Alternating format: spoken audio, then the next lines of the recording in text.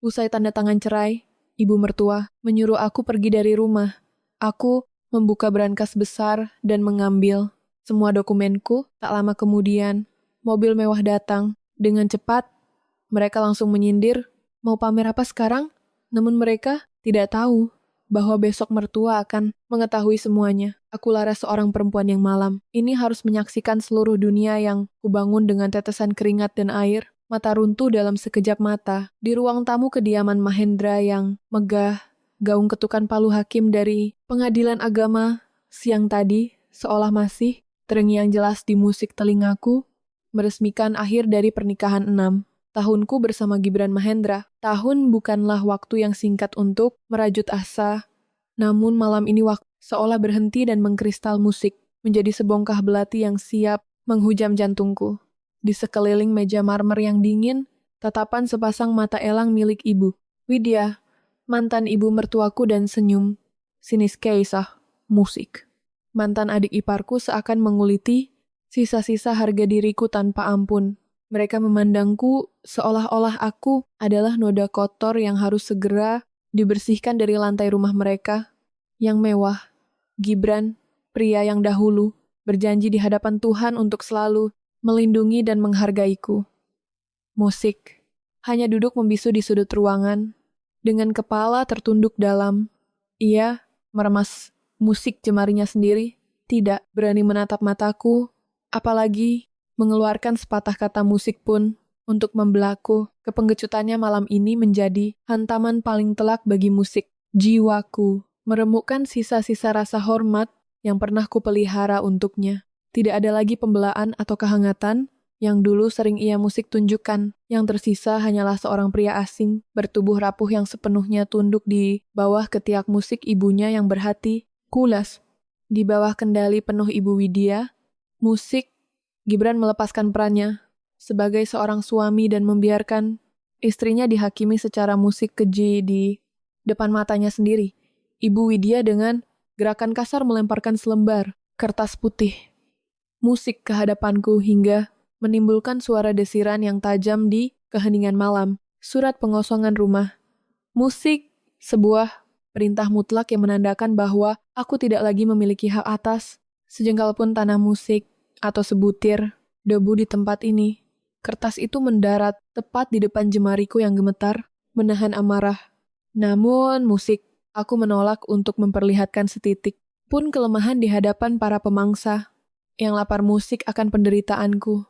Ini, aku mengepalkan tangan di bawah meja musik, menarik napas dalam-dalam untuk menstabilkan detak jantungku yang berpacu liar, mencoba menyerap seluruh energi negatif di ruangan ini menjadi musik sebuah kekuatan baru yang membakar dada.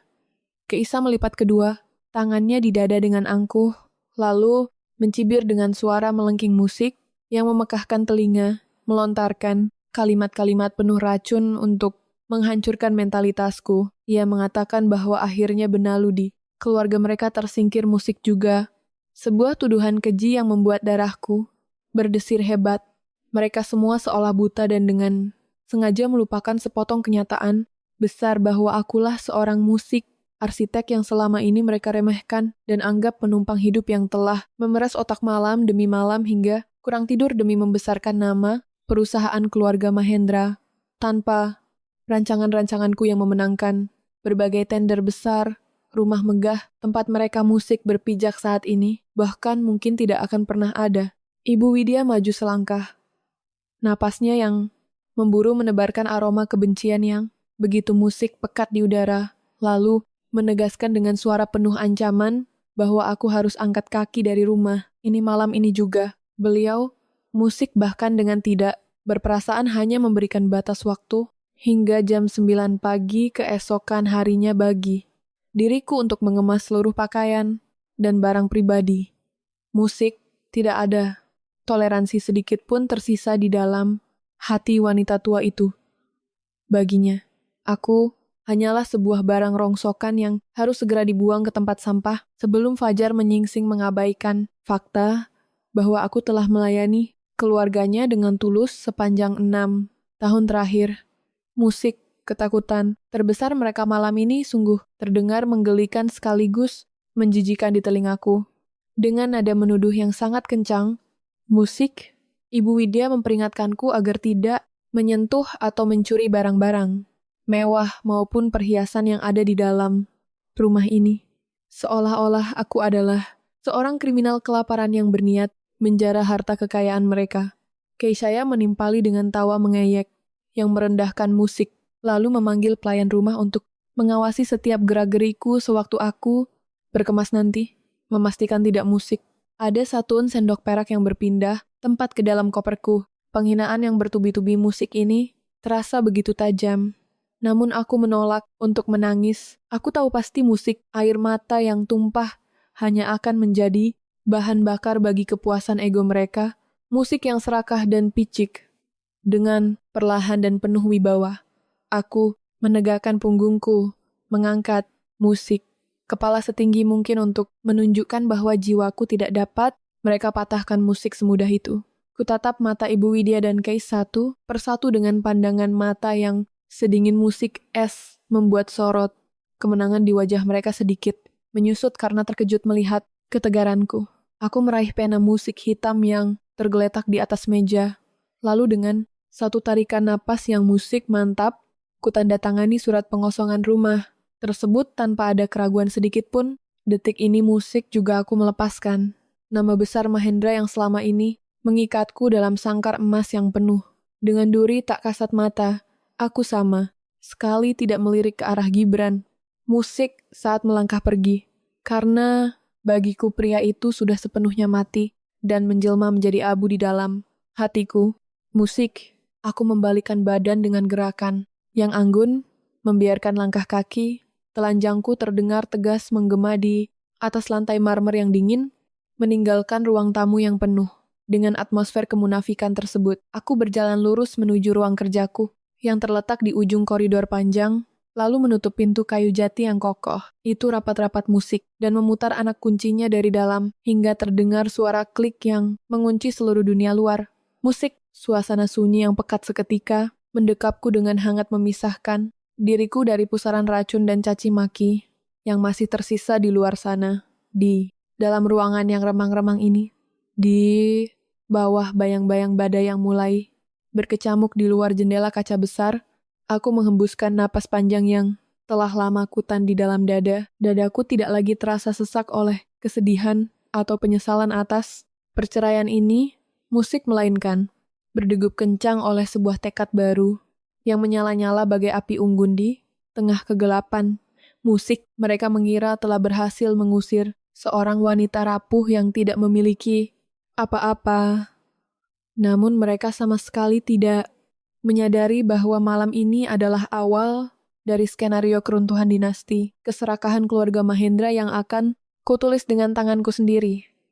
Bunyi, klik dari kunci pintu yang berputar, seolah menjadi batas tegas yang memisahkan diriku dari dunia luar yang penuh dengan racun dan kepalsuan. Di dalam ruang kerja ini, suasana begitu sunyi dan dingin.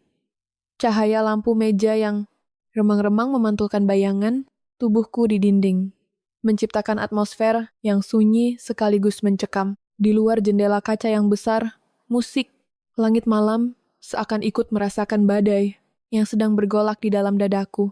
Rintik hujan mulai turun satu persatu, membasahi kaca dan menyamarkan pemandangan kota di kejauhan. Aku menyandarkan punggungku pada daun, pintu yang kokoh, memejamkan mata sejenak, dan mengembuskan napas panjang yang terasa begitu berat. Selama 6 tahun ini musik, aku selalu menahan napas, mencoba bertahan dalam pernikahan yang perlahan-lahan mengikis jati musik diriku. Namun malam ini kepasrahan itu telah menguap tanpa sisa berganti dengan keberanian yang menyala-nyala. Musik, keluarga Mahendra, terutama Ibu Widya dan Keis mengira bahwa malam ini mereka telah berhasil menendang seorang wanita malang musik yang tidak berdaya keluar dari istana mereka. Mereka membayangkan, musik aku akan meratapi nasib, menangis terseduh-seduh di pojok kamar sambil meratapi kemiskinan yang mereka gariskan untukku musik. Mulai besok pagi, sungguh sebuah kenayan yang luar biasa. Mereka lupa bahwa Sebelum menjadi istri Gibran, musik, aku adalah seorang arsitek yang mandiri, seorang perempuan yang membangun karirnya dari nol dengan otak dan kemampuannya sendiri. Kebutaan mereka yang dipicu oleh keserakahan telah membuat mereka meremehkan lawan musik yang salah. Sambil tersenyum tipis, aku melangkah, mendekati meja kerja kayuku yang berantakan dengan cetak biru dan sketsa, bangunan yang setengah musik jadi. Aku tidak menuju ke lemari pakaian untuk mengemas gaun-gaun mahal yang mereka tuduh akan kucuri. Musik, alih-alih melakukan itu, langkah kakiku terarah menuju ke sebuah dinding di sudut ruangan yang tertutup oleh sebuah lukisan pemandangan alam berbingkai kayu, hitam. Dengan gerakan perlahan namun pasti, musik, aku menggeser lukisan besar tersebut ke samping. Di balik musik kanvas yang indah itu, tersembunyi sebuah kotak besi digital yang tertanam rapi di dalam dinding beton. Sebuah berangkas rahasia yang keberadaannya tidak musik pernah diketahui oleh siapapun di rumah ini, bahkan oleh Gibran sekalipun. Aku menekan kombinasi angka musik rahasia pada papan tombol pengetuknya. Dan dengan suara desis hidraulik yang halus, pintu besi tebal itu musik terbuka menyingkap isi di dalamnya yang selama ini kusimpan dengan sangat rapat. Di dalam berangkas itu tidak ada tumpukan uang tunai, bergepok-gepok atau batangan. Emas berkilau yang biasa dipuja oleh mantan ibu mertuaku. Isinya jauh lebih berharga dari semua hal fana itu. Aku mengulurkan tangan dan mengeluarkan beberapa bundel dokumen tebal yang dijilid dengan rapi serta sebuah diska. Lepas berwarna perak yang berkilau di bawah temaram lampu meja. Dokumen paling atas adalah bukti hak musik cipta resmi yang diterbitkan oleh negara, menyatakan bahwa akulah perancang tunggal dan pemilik sah dari seluruh cetak biru proyek mega arsitektur bernama Oasis Cendana. Proyek itu adalah mahakarya yang selama ini diklaim secara sepihak oleh perusahaan keluarga Mahendra yang menjadi mesin pencetak uang utama yang melambungkan nama korporasi mereka hingga ke tingkat nasional. Di bawah dokumen hak cipta tersebut musik, terdapat lembaran-lembaran kertas yang jauh lebih gelap alurnya. Itu adalah bukti penipuan korporasi yang sangat rapi. Aku membalik halaman demi halaman musik menatap fotokopi dokumen. Kontrak pengalihan hak cipta yang pernah dipalsukan oleh Ibu Widya. Musik, ingatanku berputar kembali ke masa beberapa tahun yang lalu ketika wanita tua itu berpura-pura musik, sakit dan memohon agar aku menandatangani beberapa berkas. Administrasi keluarga musik yang ternyata adalah jebakan hukum untuk merampas Oasis Cendana dariku. Di samping dokumen-dokumen itu, musik, diska lepas perak di tanganku, menyimpan rekaman suara dan video digital musik saat Ibu Widya dan kaki tangannya merencanakan pemalsuan tanda tanganku. Selama ini, aku diam bukan karena takut, melainkan karena aku sedang mengumpulkan setiap kepingan musik teka-teki ini hingga menjadi sebuah perangkap yang sempurna. Aku meletakkan seluruh berkas krusial itu di atas meja kerja, musik, lalu merogoh saku gaunku untuk mengambil telepon genggam. Aku mencari satu nama di daftar kontak yang sudah lama kupersiapkan untuk hari ini. Pak Baskoro, musik seorang pengacara senior yang terkenal dingin, cerdas, dan tidak pernah kalah dalam pertempuran hukum di negeri ini. Panggilan itu langsung tersambung pada nada ketiga. Seolah-olah beliau memang sedang menantikan kabar dariku malam ini. Dengan suara yang tenang, namun syarat dengan ketegasan. Aku menyapa beliau dan mengatakan bahwa waktunya telah tiba. Surat cerai sudah ditandatangani dan pengusiran kejam telah musik terjadi persis seperti yang kita prediksikan sebelumnya. Di ujung telepon, suara bariton Pak Baskoro terdengar sangat tenang, memberikan rasa aman yang instan ke dalam musik sanubariku.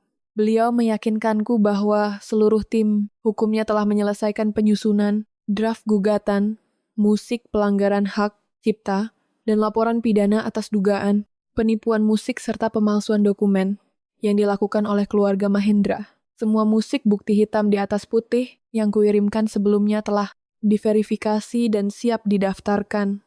Musik ke pengadilan serta pihak kepolisian tepat pada jam pertama hari kerja esok.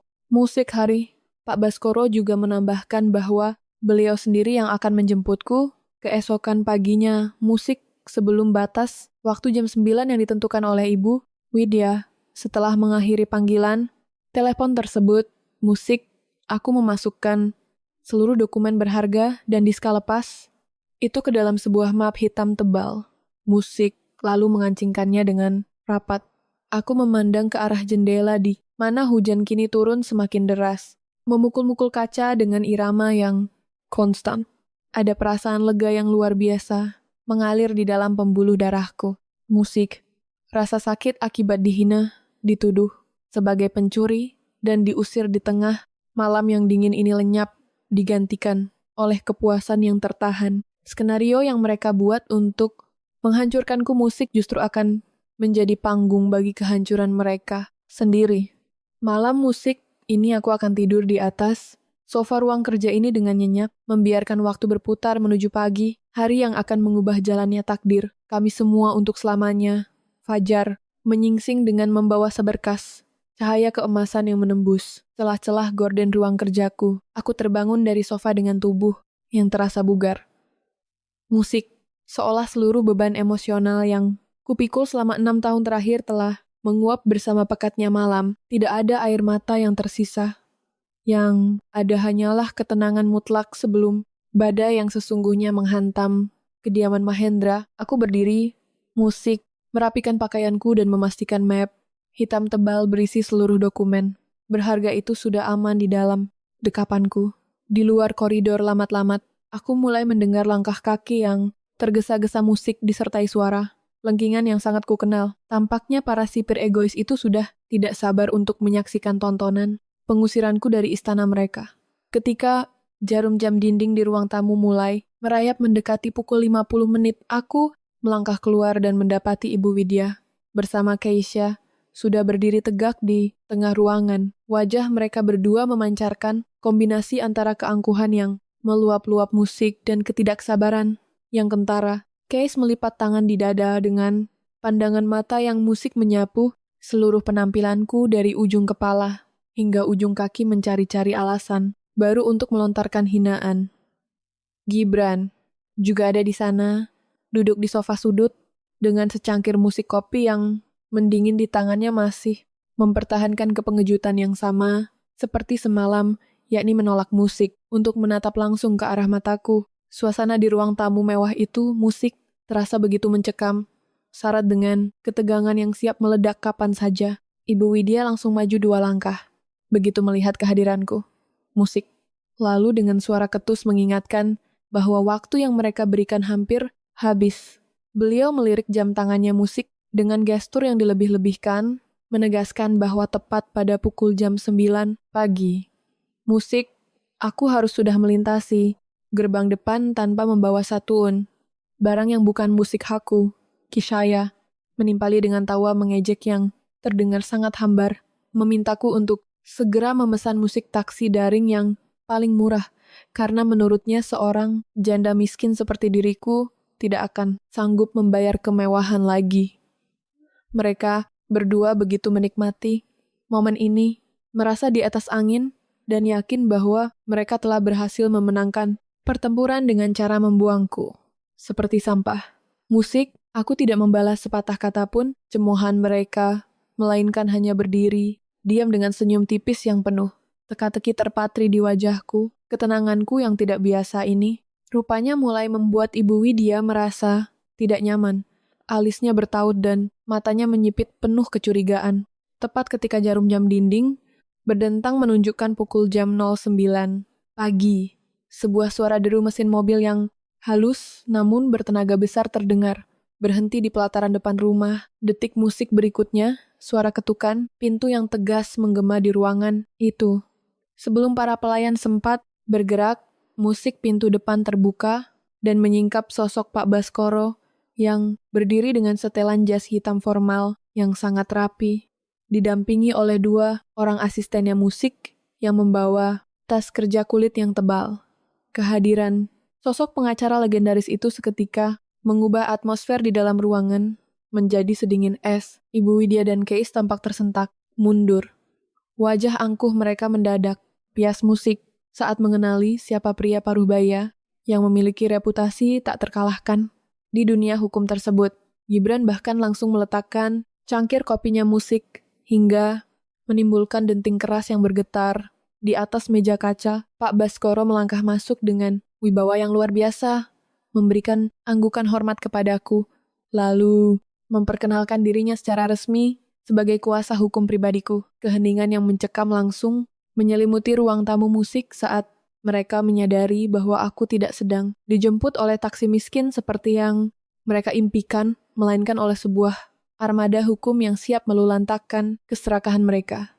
Sebelum aku membalikkan badan untuk melangkah keluar menuju mobil mewah Pak Baskoro yang sudah menunggu di luar, musik aku berjalan mendekati meja tempat Gibran duduk dengan gerakan yang sangat anggun dan tenang.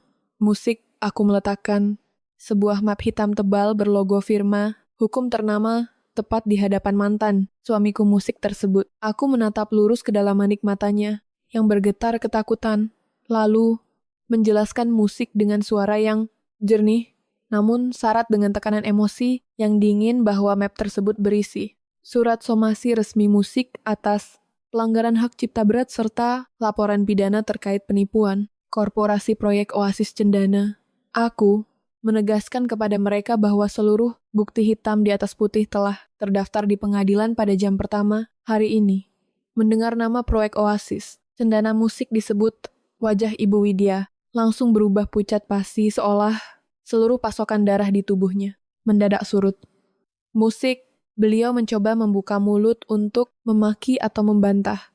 Namun suaranya tercekat di tenggorokan musik saat melihat tatapan tajam dan dingin dari Pak Baskoro yang mengisyaratkan bahwa setiap kata yang keluar dari mulutnya mulai detik ini akan digunakan melawan mereka di meja hijau. Keisyaya yang tadinya begitu vokal, musik kini hanya bisa berdiri mematung dengan bibir yang gemetar menahan syok yang luar biasa. Mereka berdua menyadari dalam satu detik yang menghancurkan bahwa wanita yang mereka usir dengan kejam malam tadi sebenarnya telah memasang perangkap hukum yang sempurna untuk menjerat. Musik mereka. Aku membalikkan tubuhku tanpa perasaan ragu sedikit pun, membiarkan kain gaunku melambai elegan. Seiring dengan langkah kakiku yang musik, mantap meninggalkan rumah yang penuh kepalsuan itu. Pak Baskoro dan timnya mengiringi langkahku di kanan dan kiri, membentuk perlindungan yang kokoh dari segala bentuk intimidasi.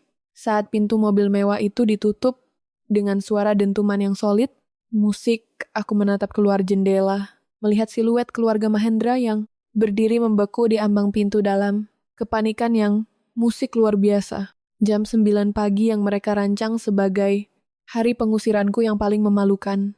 Musik justru resmi menjadi hari pertama dari keruntuhan seluruh dinasti-dinasti, keserakahan yang selama ini mereka banggakan. Musik, roda keadilan berputar jauh lebih cepat dan kejam daripada yang pernah dibayangkan oleh mantan keluarga mertuaku. Musik hanya dalam hitungan minggu setelah pagi yang mengguncang, itu ruang sidang pengadilan niaga dan pengadilan negeri menjelma menjadi medan pertempuran terbuka musik yang menyedot seluruh perhatian publik. Kasus gugatan pelanggaran hak cipta, proyek mega arsitektur Oasis Cendana yang diajukan oleh Pak Baskoro segera menjadi konsumsi utama media massa nasional. Setiap hari, musik, wajah Ibu Widya, Gibran, dan Keisha menghiasi layar televisi dan halaman depan media cetak. Bukan lagi sebagai taipan bisnis yang dihormati, melainkan sebagai komplotan penipu korporasi yang tertangkap musik basah. Aku menghadiri setiap persidangan dengan setelan formal yang rapi. Musik duduk dengan kepala tegak di kursi. Penggugat menyaksikan satu demi satu kebohongan yang mereka bangun selama bertahun-tahun dikuliti tanpa ampun di hadapan majelis hakim. Pak Baskoro membuktikan reputasinya sebagai pengacara kelas atas dengan menyajikan barisan bukti hitam di atas putih yang sangat solid dan tak terbantahkan. Cetak biru asli proyek Oasis Cendana, musik yang mencantumkan tanda tangan, digital dan kode enkripsi milikku sejak masa sebelum pernikahan diputar di layar besar ruang sidang ketika Ibu Widya mencoba menyangkal dengan suara bergetar musik dan menyatakan bahwa aku telah mengalihkan hak cipta tersebut secara sukarela Musik, Pak Baskoro dengan dingin, memutar rekaman audio dan video dari diska lepas perak yang kuambil dari Brankas Rahasia. Suara Ibu Widya yang sedang menyusun rencana licik untuk menjebakku. Musik dikombinasikan dengan analisis forensik digital yang membuktikan pemalsuan tanda tanganku, membuat seluruh ruang sidang riuh oleh bisikan kecaman dari para pengunjung dan pemburu berita. Konsekuensi dari terbongkarnya skandal keji ini menghantam perusahaan keluarga Mahendra bagai hantaman gada raksasa yang seketika meruntuhkan fondasi bisnis mereka. Begitu bukti-bukti plagiat dan penipuan tersebut tersebar musik luas. Reputasi yang selama ini mereka agung-agungkan langsung hancur lebur dalam hitungan hari. Para investor kakap yang menanamkan modal triliunan rupiah dalam proyek Oasis Cendana merasa tertipu dan serentak menarik diri dari kerjasama, bahkan menuntut ganti rugi atas pencemaran nama baik korporasi mereka sendiri. Saham perusahaan milik keluarga Gibran merosot tajam ke titik terendah hingga perdagangan mereka dihentikan secara paksa oleh otoritas bursa efek. Bank-bank besar yang selama ini mengucurkan kredit langsung membekukan seluruh rekening korporasi dan pribadi. Milik keluarga Mahendra menuntut pelunasan utang yang jatuh tempo seketika. Puncak dari keadilan karmik ini terjadi ketika majelis hakim membacakan putusan akhir yang mengetuk palu kemenangan mutlak bagi diriku. Musik, pengadilan menyatakan bahwa hak cipta Oasis Cendana sepenuhnya milikku dan memerintahkan keluarga Mahendra untuk membayar ganti rugi material serta inmaterial musik sebesar miliaran rupiah yang nilainya hampir setara dengan seluruh aset yang mereka miliki untuk memenuhi kewajiban hukum dan membayar gunungan utang yang menumpuk. Akibat kebangkrutan korporasi musik, kurator pengadilan bergerak cepat menyita seluruh harta kekayaan mereka. Istana megah tempat aku dihina dan diusir di tengah malam yang dingin itu, ditempeli stiker Sita berwarna merah, menyala musik, siap dilelang kepada publik bersama dengan deretan mobil mewah yang selama ini dipamerkan oleh Keisyaya di media sosialnya. Kehancuran total ini seketika mengubah garis takdir keluarga Mahendra. Musik dari puncak, kemewahan menuju palung kemiskinan yang paling dalam akibat keserakahan mereka sendiri. Tanpa rumah mewah, tanpa uang, tilkening, musik, dan ditpak dari lingkaran sosial elit yang dulu memuja mereka, musik Gibran, Ibu Widya, dan Keis terpaksa menelan pil pahit kehidupan musik yang sangat pekat.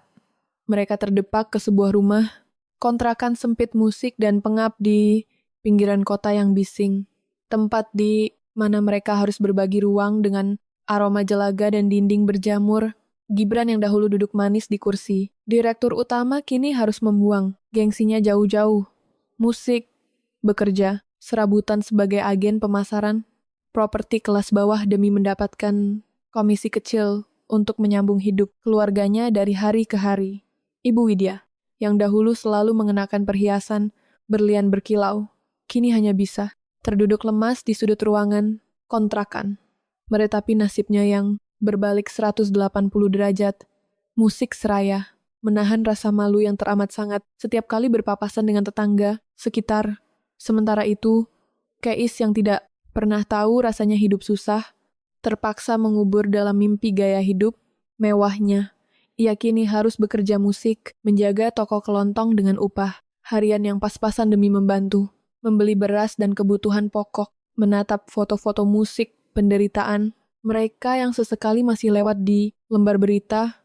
Aku tidak merasakan kepuasan yang meledak-ledak musik ataupun dendam yang membara. Yang kurasakan hanyalah sebuah keheningan yang damai, sebuah keyakinan, musik, mutlak bahwa keadilan semesta tidak pernah datang terlambat untuk memulihkan harga diri yang sempat diinjak-injak. Musik keluar dari lingkaran hitam keluarga Mahendra, terasa seperti menghirup oksigen segar. Setelah sekian lama tenggelam di lautan yang pekat, dengan modal dana ganti rugi yang diputuskan oleh pengadilan serta hak cipta Oasis musik Cendana yang kini sepenuhnya berada di bawah kendaliku, aku memilih untuk tidak menengok ke belakang lagi. Fokus hidupku beralih total pada masa depan yang cerah dan bersih. Di sebuah kawasan pusat bisnis yang dinamis. Musik. Aku resmi mendirikan firma arsitektur mandiri yang kuberi nama Senja Musik Meraki.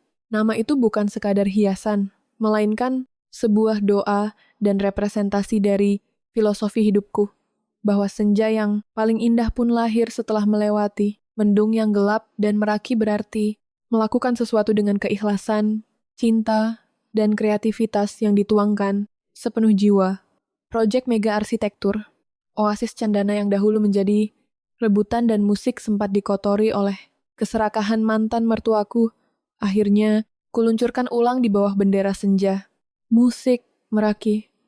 Tanpa ada lagi distorsi, desain dari pihak-pihak yang tidak memahami estetika, musik, aku merombak ulang beberapa bagian cetak birunya, mengembalikan esensi hijau dan megah yang selama ini kuimpikan. Hasilnya musik sungguh di luar dugaan. Oasis Cendana tidak hanya sukses besar di pasaran, tetapi juga berhasil memenangkan penghargaan arsitektur internasional tertinggi di tingkat Asia Tenggara.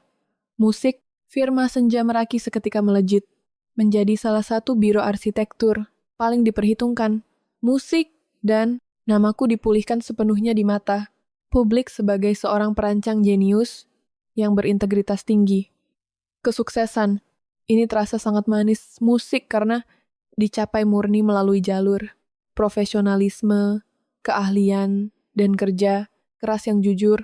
Di tengah masa kejayaan karir yang sedang menanjak, itulah semesta mempertemukanku kembali dengan sebuah benang merah dari masa lalu yang sempat terputus. Dalam sebuah forum investasi properti tahunan, aku tidak sengaja berserobok dengan Devan Mahardika. Devan adalah teman satu angkatan saat kami masih menempuh studi di bangku kuliah arsitektur dan perencanaan. Dahulu, kini musik, ia telah menjelma menjadi seorang pria matang yang sangat sukses di bidang analisis finansial dan modal. Ventura, pertemuan yang tidak disengaja itu, membuka kembali lembaran komunikasi yang hangat di antara kami berdua. Berbeda dengan Gibran yang selalu merasa terintimidasi oleh kecerdasanku, Devan justru menjadi sosok yang paling mengagumi setiap pemikiran, prinsip hidup, dan karya-karya arsitektur yang kuciptakan. Ia selalu menghargai diriku apa adanya, tanpa tuntutan dan tanpa kepalsuan. Hubungan kami berkembang dengan sangat alami. Musik berlandaskan rasa saling menghormati dan kedewasaan emosional yang matang. Musik tidak pernah mengungkit masa laluku dengan nada menghakimi, melainkan hadir sebagai pilar penyokong yang kokoh, menemaniku menyembuhkan sisa-sisa luka lama yang mungkin masih tertinggal di sudut hati. Ketika ia memantapkan hati untuk melamarku, musik aku menerimanya dengan keyakinan penuh bahwa kali ini aku berjalan menuju orang yang tepat. Kami berdua menikah dalam sebuah upacara yang sangat hangat, musik elegan dan intim, hanya dihadiri oleh keluarga dekat serta sahabat-sahabat sejati yang musik tulus menyayangi kami. Kehidupan pernikahan bersama Devan berjalan dengan penuh kedamaian, jauh dari drama korporasi yang melelahkan atau intimidasi mertua yang beracun. Musik, kebahagiaan kehidupan baru kami semakin terasa sempurna ketika beberapa tahun kemudian Tuhan mempercayakan seorang malaikat kecil, musik, ke dalam dekapanku. Aku melahirkan seorang anak laki-laki yang sangat tampan musik dan cerdas, yang kami beri nama Arka. Kehadiran Arka bagaikan sinar matahari, pagi musik yang menghapus seluruh sisa jelaga kelam dari masa laluku. Setiap musik kali aku pulang ke rumah setelah seharian penuh mengurus proyek-proyek besar di kantor Senja Meraki, rasa lelahku menguap seketika. Musik, begitu melihat tawar yang Arka, yang berlari menyambutku di halaman, rumah disusul oleh senyuman hangat dan pelukan musik protektif dari rumah yang kami bangun dengan fondasi cinta dan kejujuran ini. Aku akhirnya menemukan musik arti sejati dari sebuah keluarga dan kebahagiaan yang sesungguhnya sebuah kehidupan baru yang jauh lebih indah daripada apapun yang pernah kubayangkan musik di masa lalu. 10 tahun telah berlalu sejak badai besar itu meruntuhkan seluruh sisa pernikahan pertamaku yang penuh kepalsuan. Waktu yang berjalan begitu panjang telah mengalir bagai air, mengikis sisa-sisa amarah dan menyembuhkan setiap jengkal luka di dalam lubuk hatiku. Kini Senja Meraki bukan lagi sekadar nama sebuah firma arsitektur lokal, melainkan telah menjelma menjadi sebuah korporasi musik besar yang kokoh dengan puluhan proyek mahakarya yang tersebar di berbagai penjuru negeri. Suatu sore yang cerah di kantor pusatku, yang berdinding kaca musik besar, aku sedang duduk memeriksa draft rancangan tata kota terbaru sambil sesekali memandang keluar jendela menikmati guratan warna jingga yang mulai menghias langit barat. Suasana begitu tenang sampai akhirnya sekretaris pribadiku, musik, mengetuk pintu dengan ragu mengatakan bahwa ada 2 orang tamu tak diundang yang memohon untuk menemuiku dan menolak untuk pergi sebelum diizinkan musik masuk. Ketika pintu kayu jati ruang kerjaku terbuka perlahan, 2 sosok manusia melangkah masuk dengan ragu-ragu, membuatku sempat menahan napas selama musik beberapa detik karena keterkejutan yang samar. Di hadapanku kini berdiri Gibran dan Kesa. Penampilan mereka berdua sore ini sungguh jauh dari kemewahan dan keangkuhan yang dahulu kerap mereka pamerkan dengan jumawa di atas lantai marmer kediaman Mahendra. Gibran terlihat jauh lebih tua dari usia yang sebenarnya. Gurat-gurat kelelahan tercetak jelas di wajahnya yang kusam dan setelan musik kemeja formalnya. Tampak pudar, serta sedikit longgar. Di sampingnya, musik. Kisaya berdiri dengan menyilangkan tangan yang tampak kasar karena kerja fisik. Matanya yang dahulu selalu memancarkan binar ejekan dan kesombongan, kini meredup bias dipenuhi oleh rasa canggung dan kecemasan yang mendalam. Kerasnya hantaman kehidupan selama 10 tahun ini tampaknya telah menguliti habis sisa-sisa keserakahan dari dalam diri mereka. Suasana di dalam ruang kerja yang luas itu, musik mendadak hening seketika. Menyisakan deru halus, pendingin ruangan yang terasa semakin dingin. Gibran melangkah maju 1 tapak, jemarinya bergetar hebat saat ia mulai membuka suara untuk menyapaku dengan nada yang sangat pelan dan bergetar, jauh dari suaranya yang dahulu selalu membisu saat ibunya menghinaku dengan mata yang berkaca-kaca musik, menahan bendungan air mata. Gibran mengutarakan maksud kedatangan mereka. Sore itu, ia menyatakan bahwa selama 10 tahun memulainya semuanya dari bawah, mereka akhirnya merasakan musik sendiri bagaimana rasanya diinjak, dihina, dan hidup dalam serba musik, kekurangan. Pria itu mengakui seluruh dosa, kelemahan, dan kepengecutannya musik di masa lalu yang telah membiarkan ibunya merampas hakku serta mengusirku, bagai seorang musik kriminal di tengah malam yang dingin. Case yang tadinya hanya menunduk dalam-dalam musik, akhirnya ikut maju. Air matanya runtuh, membasahi pipinya yang tirus tanpa bisa ditahan lagi. Dengan suara yang terisak-isak, musik. Mantan adik iparku itu memohon ampun dengan ketulusan yang belum pernah kulihat sebelumnya di dalam hidupnya. Ia meminta maaf atas segala kalimat beracun, musik tuduhan keji, dan sikap kekanak-kanakannya yang dahulu telah merendahkan martabatku sebagai seorang manusia. Mereka berdua datang tidak lagi membawa pengacara musik, somasi, atau tuntutan egois, melainkan murni membawa hati yang telah remuk oleh penyesalan yang terlambat. Mereka tahu bahwa mereka tidak memiliki hak apun musik untuk meminta belas kasihan. Namun mereka membutuhkan kata maaf dariku agar dapat melanjutkan hidup dengan tenang musik. Tanpa bayang-bayang dosa masa lalu, aku mendengarkan seluruh pengakuan dan tangisan mereka dengan ketenangan mutlak, tanpa ada letupan emosi amarah yang membakar dada musik ataupun rasa puas yang meledak-ledak.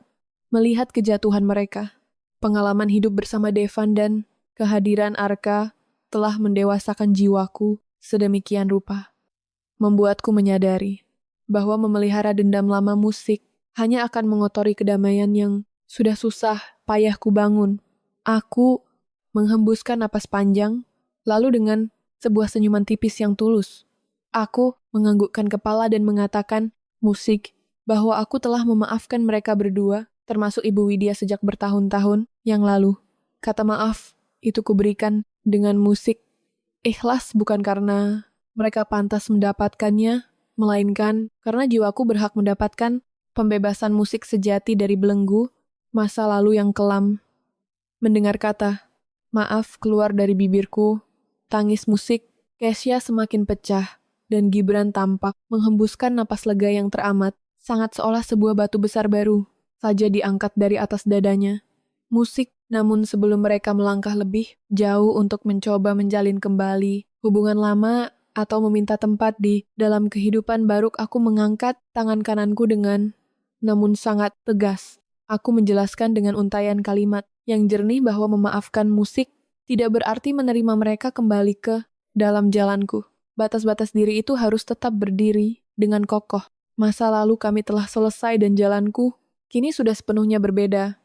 Dipenuhi oleh orang-orang baru yang menghargai keberadaanku dengan jujur, aku meminta mereka pulang dan fokus, menata kehidupan mereka sendiri dari bawah musik dengan hati yang baru. Gibran menatapku lama, menyadari sebuah dinding pembatas yang musik tak kasat mata, namun mustahil untuk ditembus. Lagi, ia mengangguk musik pasrah, menerima konsekuensi dari keputusan masa lalunya yang kelam dengan lapang dada. Setelah sekali lagi mengucapkan terima kasih atas keikhlasanku, kedua orang itu berbalik dan melangkah keluar dari kantorku musik dengan langkah kaki yang tampak sedikit lebih ringan dari saat mereka datang. Aku memandangi kepergian mereka hingga daun pintu tertutup rapat kembali. Musik merasakan sebuah pelorotan beban terakhir yang benar-benar lenyap dari pundakku. Detik itu musik juga penutupan cerita. Lama ini terasa begitu sempurna dan utuh.